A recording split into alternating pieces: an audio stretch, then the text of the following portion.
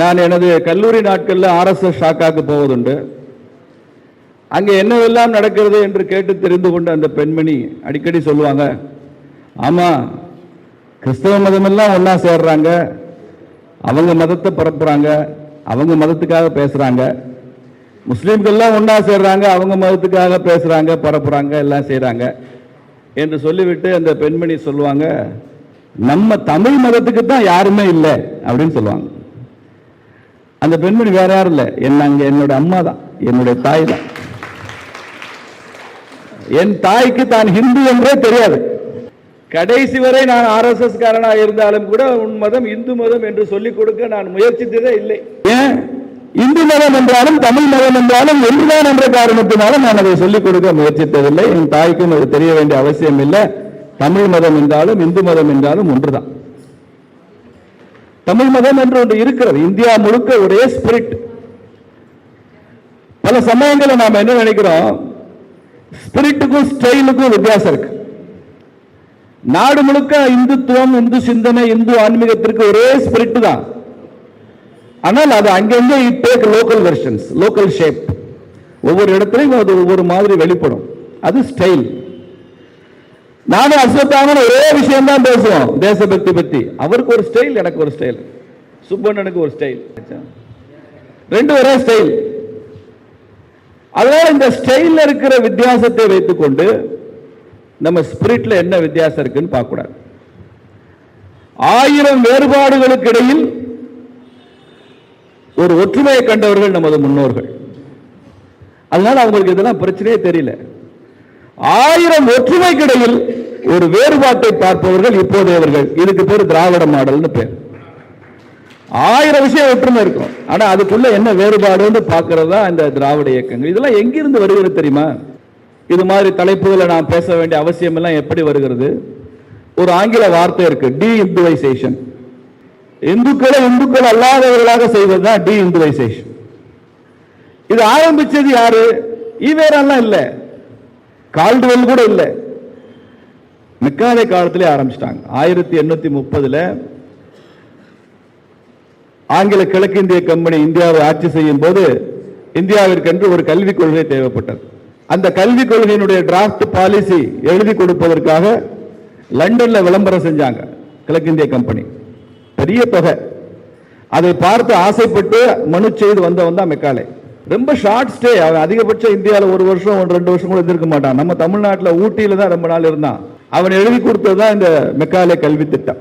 Macaulay விட கூட பிறந்த தங்கை ஒருத்தர் திருமணம் செய்திருந்தான். அவன் பேரு சார்லஸ் ட்ரிவில்லியன் பேரு. அந்த சார்லஸ் ட்ரிவில்லியன் ஒரு ICS அதிகாரி. அப்போ IAS ICS சொல்லுவாங்க, இந்தியன் சிவில் சர்வீஸ்.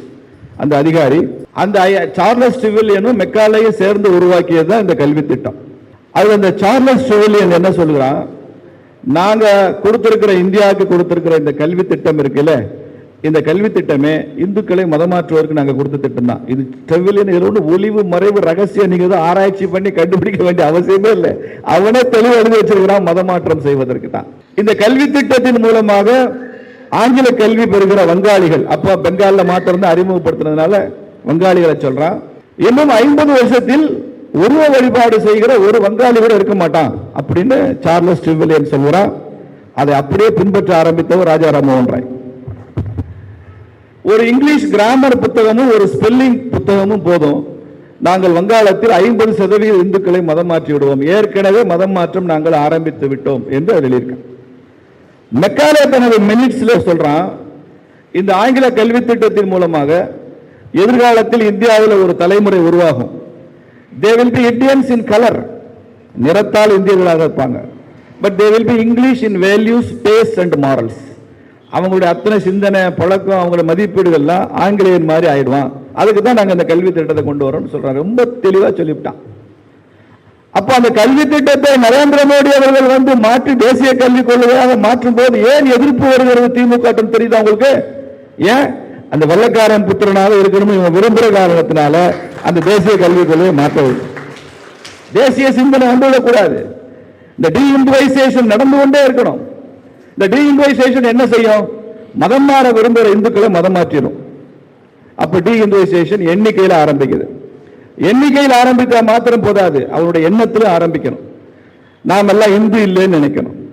வடகிழக்கு மாகாணங்களுக்கு போடுவான், நாகாலாந்துக்கு போவான், நீங்கள்லாம் இயற்கை வழிபடுகிறீர்கள், பாம்பை வழிபடுகிறீர்கள், உங்களுக்கு இந்து மதத்துக்கு சம்பந்தம் இல்லைன்னு சொல்லுவான். பஞ்சாபுக்கு போவான், நீங்கள்லாம் சீக்கியர்கள், தாடி வச்சிருக்கிறீங்க, டர்பன் வச்சிருக்கிறீங்க, கிர்பான் வச்சிருக்கிறீங்க, கச்சை அணிஞ்சிருக்கிறீங்க, நீங்கள்லாம் இந்துக்கள் கிடையாது, நீங்க தனி மதம் அப்படின்னு சொல்லுவான். இப்படி ஒவ்வொரு இடத்துலையும் ஏதாவது ஒரு இடத்துல இப்ப ராமர் கோயில் விஷயம் வருது, அங்கே பாபரி மசூதி இருக்குது, அது ராமர் ஆலயத்தை இடித்து கட்டப்பட்டதுன்னு சொன்னா இந்தியா முழுக்க புத்த சமண விகாரங்களை எல்லாம் அழித்து விட்டு இந்து மதம் கோயில்கள் கட்டலையா? திருமாவளவன் அப்படி பேசுவார். தமிழ்நாட்டில் இருக்கிற இந்து கோவில்கள் எல்லாம் புத்த விகாரங்களை தகர்த்து விட்டு கட்டப்பட்டதான திருமாவளவன் பேசுவார். இப்படி திருமாவளவன் இந்து விகாரங்கள், இந்து கோயில்கள் எல்லாம் புத்த விகாரங்களை தகர்த்து கட்டப்பட்டதான இலங்கையில போய் இலங்கை தமிழர்கிட்ட பேசினார்னு அவரால் திரும்பி வர முடியாது.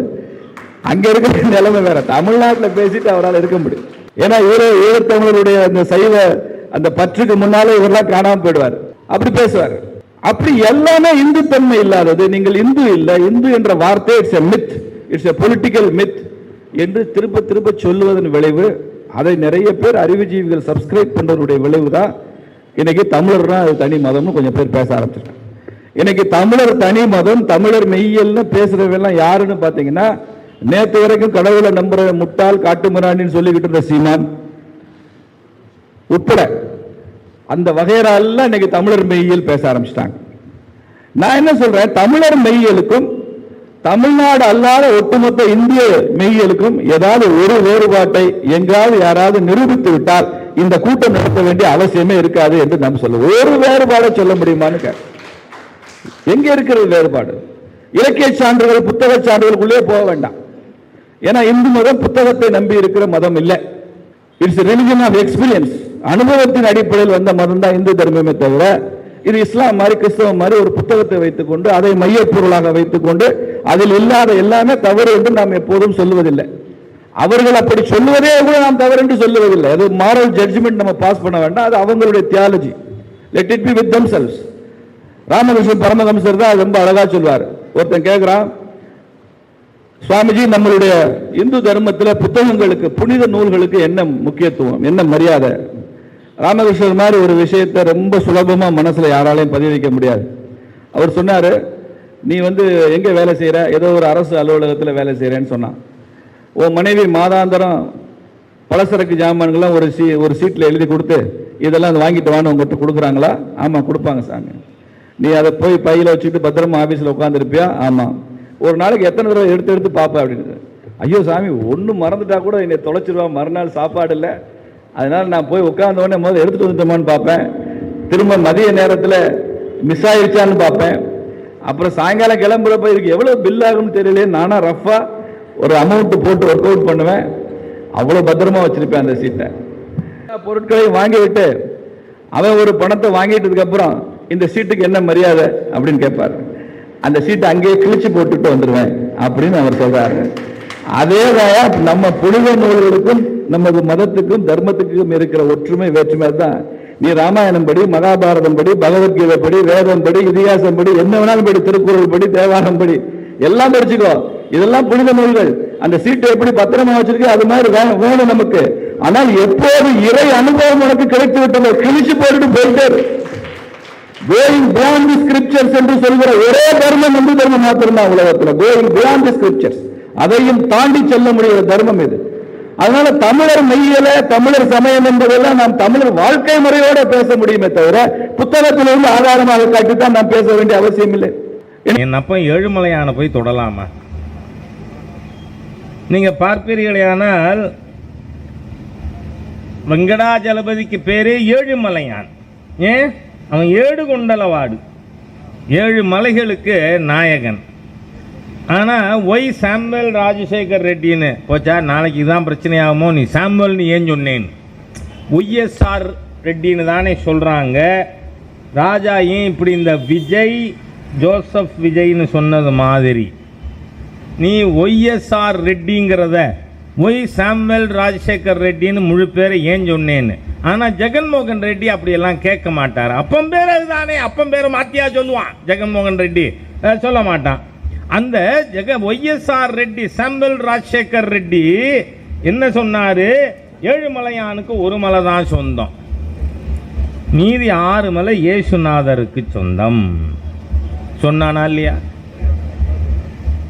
அங்கே கிறிஸ்தவ மதம் மாற்ற பேச்சுக்கள், சிலுவைகள் கொண்டு போனார்கள்.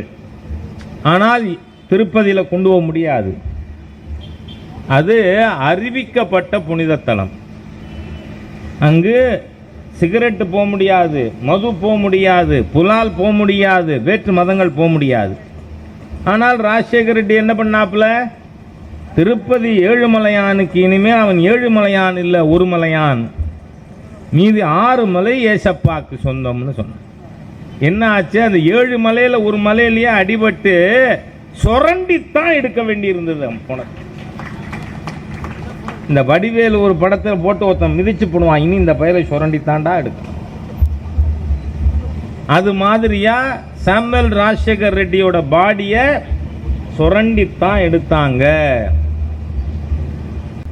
கனிமொழி அவர்கள் ஏழுமலையானுக்கு உண்டியல் பெருசா இருக்கு பாருங்க. இப்ப தமிழ்நாட்டில் இருக்கிற திருக்கோயில் எல்லாம் இந்த பயலுவை மொட்டை அடிச்சு விட்டானுவோ, காலி பண்ணி விட்டானுவோ, கோவிலே காணும்னு நான் ஊர் ஊரா போய்கிட்டு இருக்கேன். இந்த உண்டியலை பார்த்துட்டு இப்ப எங்க கண்ணு போயிருக்கு? ஏழுமலையானோட பெரிய உண்டியல். இங்க பூட்டு போட்டு வச்சிருக்கிற உண்டியலே இவன் வந்து பூட்டை உடைச்சு எடுத்துடுறானுவ. அது பூட்டு இல்லாம இருக்கு, துணியில கட்டி தொங்க விட்டுருக்கு உண்டியல். அது இரும்பு வச்சு பூட்டியா வச்சிருக்கோம் ஏழுமலையானுக்கு இல்லை. அங்கே ஏன் காவலாளி இருக்காங்கன்னு தப்பி தவறி உங்க அண்ணனோட நீ போயிட்டேன்னா என்ன பண்றது? அதனால தான் வச்சிருக்கேன்.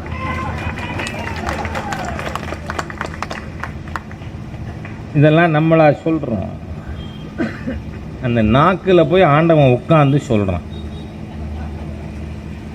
ஏற்கனவே உங்க பெரிய அண்ணன் சொன்னார், என்னுடைய அருமை நண்பர் அழகிரி அவர்கள், அஞ்சா நெஞ்சன் இல்லையா, அதனால துணிச்சலா சொன்னார், தம்பி ஸ்டாலின் செயலு உன் பக்கத்தில் இந்த கருப்பு சட்டக்காரன் இருக்கிற வரை நீ காணாப்படுவ, கொஞ்சம் சூதனமா இருந்துக்க சொன்னாரா இல்லையா? இந்த கருப்பு சட்டக்காரனால யாரு? நீங்க எங்க ஊர்ல சின்னமுத்து மாரியம்மன் கோவில்னு ஒன்று இருக்கு. நீங்க பொதுவா நம்ம கிராமங்கள் இருக்கிற கோவில்கள்லாம் வாழ்ந்தவர்களுக்காக கட்டினது தான். அந்த கோவில் 7 வயசு கன்னி பெண் அம்மை போட்டி குளிந்து போனதுனால அந்த பொண்ணோட சமாதியில் மாரியம்மன் கட்டி எல்லாரும் கும்பிட்டு வர்றோம். அப்போ திமுக காரன் மொத்தம் நான் வந்து அறங்காவலரா தக்காரா போடணும் என்ன அப்படின்னு எங்கிட்ட வந்தார். அப்போ எங்கள் அக்கா சீஃப் மினிஸ்டர் அவன் வந்து, அண்ணே நீங்கள் சொன்னீங்கன்னா அம்மா என்னை அறங்காவலராக நியமிச்சிரும், அதனால் என்னை கொஞ்சம் நீங்கள் போட சொன்னோம். நான் கேட்டேன், ஏண்டா நீ தான் கோயிலே இல்லைன்னு சொல்கிற, சாமி இல்லைங்கிற, அறங்காவலராக ஏண்டா போனோம்னு கேட்குறேன்னு. அண்ணே நாங்கள் எப்போவுமே சொன்ன சொல்லு மீற மாட்டோம், நாங்கள் சாமி இல்லைன்னு சொன்னதெல்லாம் சரிதான், நாங்கள் என்னைக்காவது உண்டியல் இல்லைன்னு சொல்லியிருக்கோமா, அதனால் உண்டியலோடு நின்றுக்கிறேன்னே கொஞ்சம் அம்மாட்ட சொல்லி என்னை அறங்காவலராக போட சொல்லுங்கன்னு.